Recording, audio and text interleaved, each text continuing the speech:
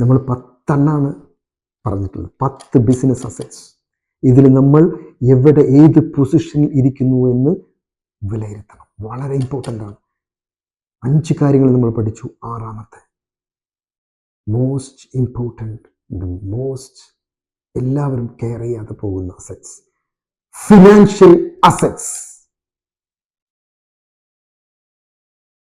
Cash in hand, credit and borrowing capacity, collateral assets, credibility. നിങ്ങളുടെ വിശ്വാസ്യത, നിങ്ങളുടെ കമ്പനിയുടെ വിശ്വാസ്യത മാർക്കറ്റിൽ എത്രയുണ്ട്, നിങ്ങളുടെ cash flow, cash in hand, your credit, നമ്മൾക്ക് കടം കിട്ടുന്ന ബോറോയിങ് കപ്പാസിറ്റി. ഇതാണ് മറ്റുള്ള ഒരാൾ വിലയിരുത്തുന്നത്. Collateral assets. ഈ 4 കാര്യങ്ങൾ ഉൾപ്പെടുന്നതാണ് 6ാമത്തെ നിങ്ങളുടെ ബിസിനസ് അസറ്റ്സ്, ഫിനാൻഷ്യൽ അസറ്റ്സ് എന്നുള്ളത്.